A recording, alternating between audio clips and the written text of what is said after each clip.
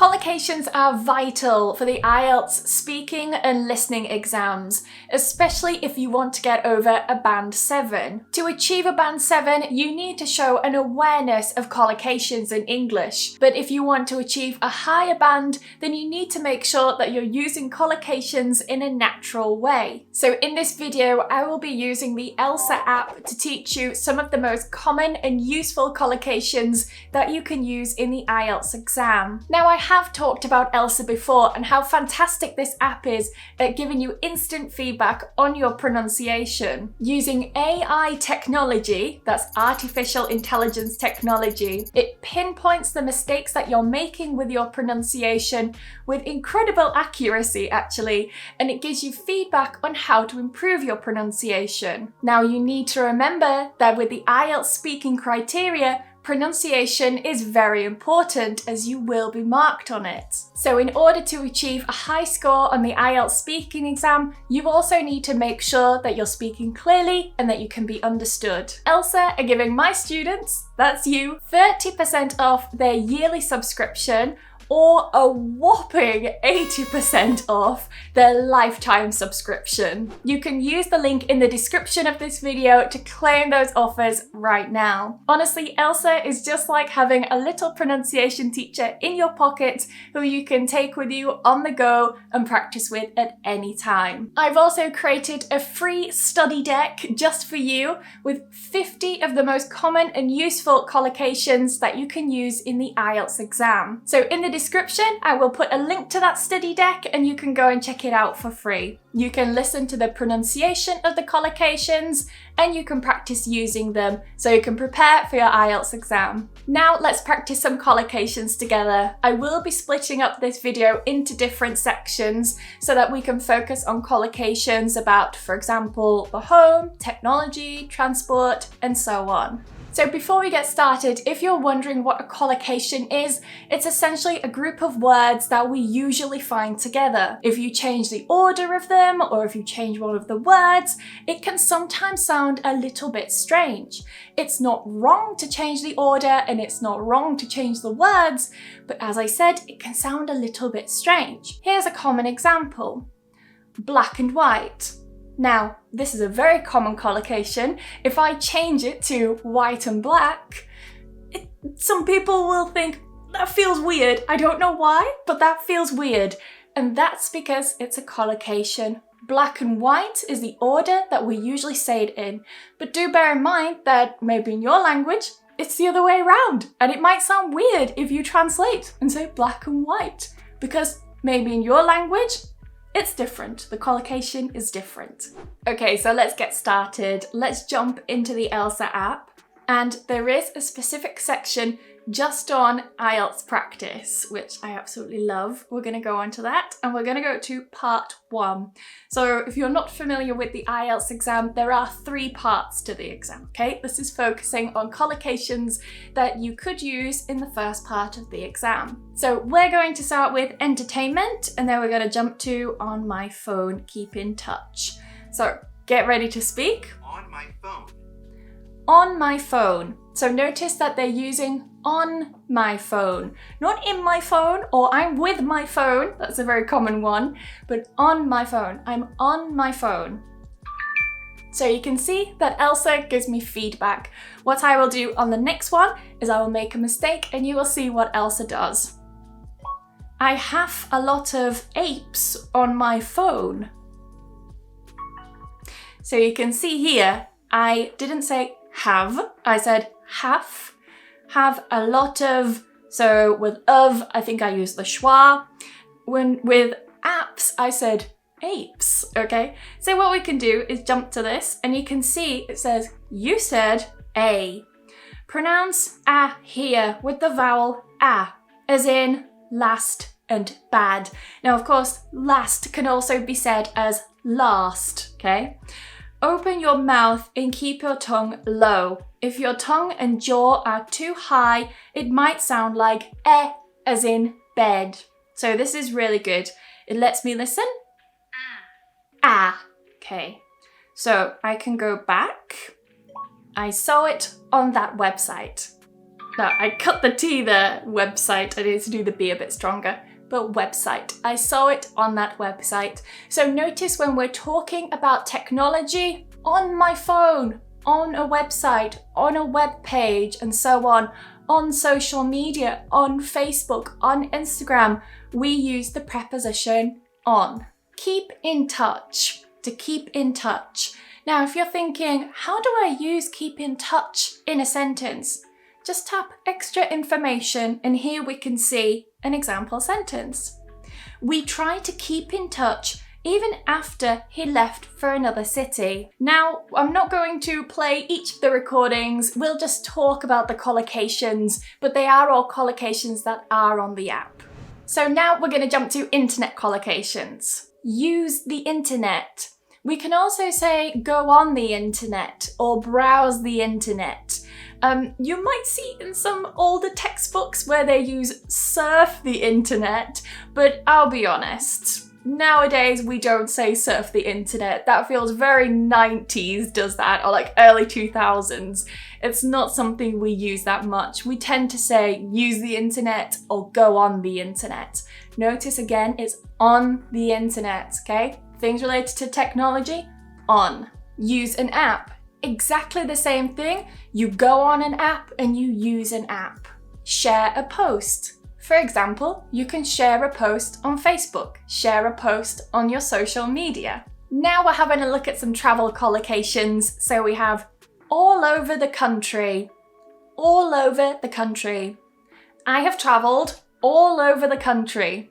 Summer break. Now, you might also hear of summer holidays in the UK. So we tend to say summer holidays.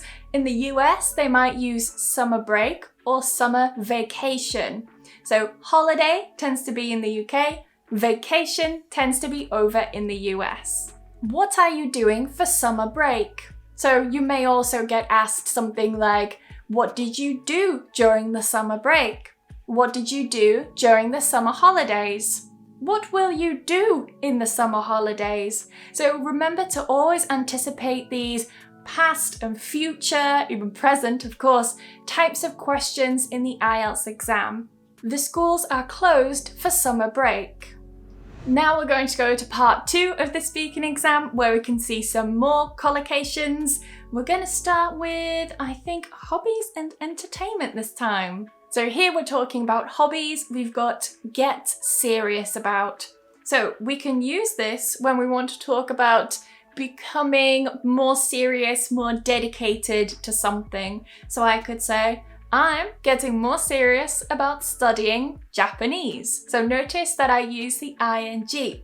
I'm getting more serious about studying the gerund, studying Japanese. Or I can use a noun. I'm getting more serious about Japanese. So look at this example that they've got here. I'm getting serious about photography. Here they're using the noun. I'm getting serious about photography. But remember that you can use the gerund with this one as well. So I could say, for example, I'm getting serious about developing my photography skills. Be good at. This one is very important because I hear a lot of students saying, be good in, and they use in instead of at. So if you want to say that you are skilled at something, we would say, I am good at. I am good at speaking Japanese. I am good at learning new languages. So notice again, I'm using the gerund here. So here they're saying, I'm not very good at it yet. I'm not very good at it. I can replace the it with a noun or a gerund. I could say, I'm not very good at gardening yet. I'm not very good at Japanese yet. Using Japanese a lot in my examples, but it's because I'm learning Japanese, all right?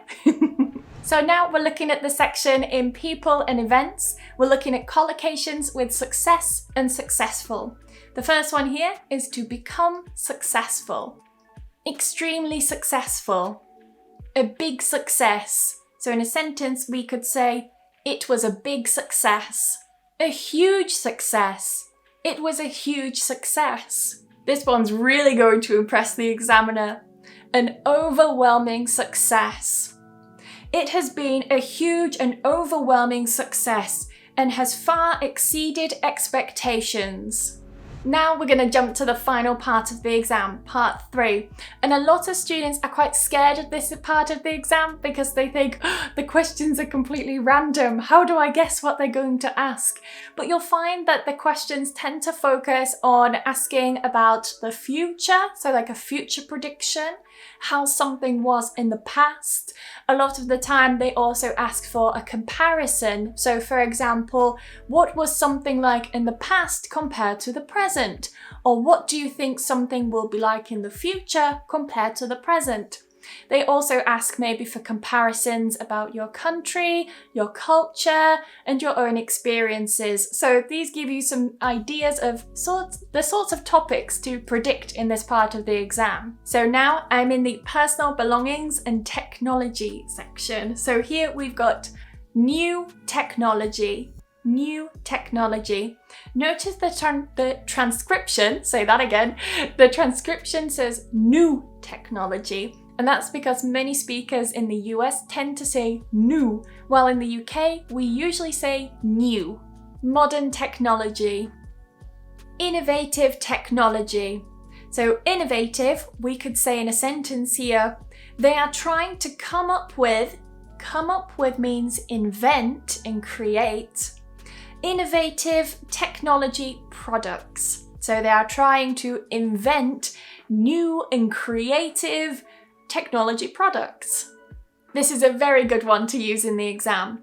Cutting edge technology. Cutting edge technology refers to technological devices with the most current and high level IT developments. So if something is cutting edge, it means that it has the latest features in technology. We could also use state-of-the-art technology. We are proud of our state-of-the-art technology. State-of-the-art technology is basically the latest kind of technology that's available. Now the final ones that we're going to look at are on perspectives, collocations with the words achievement and goal. The first one we have here is quite an achievement. Quite. Careful with the pronunciation of that. Quite an achievement. A sense of achievement. So in an example, we could say, he did that to feel a sense of personal achievement. So a sense of achievement is the feeling, the sensation of achievements that you have.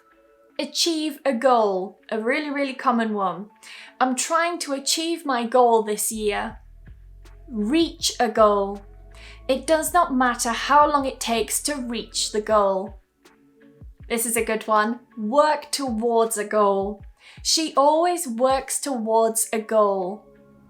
So which of the collocations in this video were new for you? Let me know down in the comments. And as well, if you know of any other collocations that you think will be useful for other learners who are watching this video just like you are, then feel free to put them in the comments as well. Remember that if you want to check out the ELSA app for free, you can download that, check it out, and then when you want to upgrade, use the link in the description of this video and you can get 30% off the yearly subscription or 80%, that's 80% of the lifetime subscription. Remember to also take a look at the study deck that I created on the ELSA app with 50 of the most common and useful collocations that you can use in the IELTS speaking and listening exam. Thank you very much for watching. Good luck in your IELTS exam. If you've already taken your IELTS exam or if you're taking it soon, do let me know what your score is. I'd be really interested to see how you did. Best of luck, and I will see you in the next video. Bye bye.